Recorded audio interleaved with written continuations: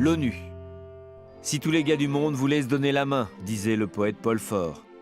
Après la terrible guerre mondiale de 39-45, c'est un peu ce que se sont dit les dirigeants des pays qui avaient gagné la guerre. Si tous les pays du monde.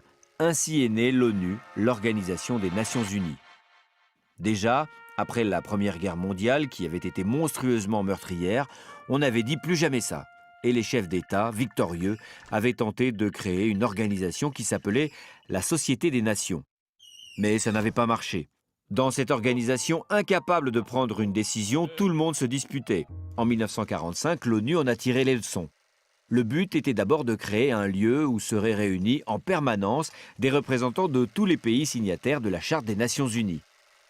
Aujourd'hui, près de 200 pays, du plus grand au plus petit, c'est-à-dire quasiment tous les pays du monde, se côtoient au siège de l'ONU à New York. Quand un conflit éclate entre deux pays, c'est à l'ONU que l'on essaye de trouver une solution diplomatique. Si aucune solution n'est trouvée, l'ONU doit prendre position et tenter d'imposer le respect du droit international. Car tous les pays membres de l'ONU doivent respecter certaines règles, comme celle de ne pas envahir le pays voisin ou de ne pas piller les richesses des autres. Donc, quand il y a un conflit entre deux pays ou même un conflit violent dans un pays, entre deux ou plusieurs parties de la population, le Conseil de sécurité de l'ONU se réunit pour prendre des décisions. Le Conseil de sécurité est composé des représentants des 5 pays vainqueurs de la dernière guerre mondiale, États-Unis, Russie, Grande-Bretagne, Chine et France.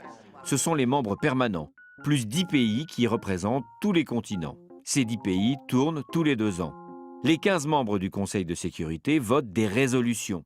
Ce peut être des protestations, des recommandations ou des sanctions.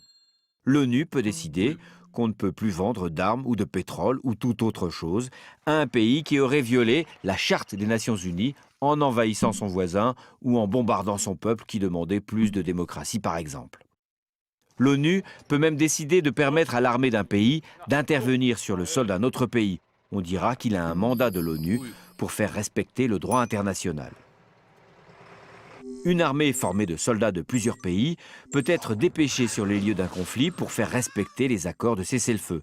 Les soldats de cette armée ont des casques bleus, on les appelle d'ailleurs les casques bleus. Toujours au moment des conflits, l'ONU met en place des dispositifs pour aider les réfugiés, pour les loger, les nourrir ou les soigner. D'autres agences, qui dépendent de l'ONU, tentent de lutter contre les famines dans les pays pauvres, de lutter contre les épidémies et secourir les populations victimes de catastrophes naturelles. L'ONU est une sorte de pompier de la planète, mais elle n'est pas encore aussi efficace que les vrais pompiers. Parce que, pour agir, il faut que les pays concernés soient d'accord, tout comme dans la proposition utopique de Paul Fort, que tous les hommes se donnent la main.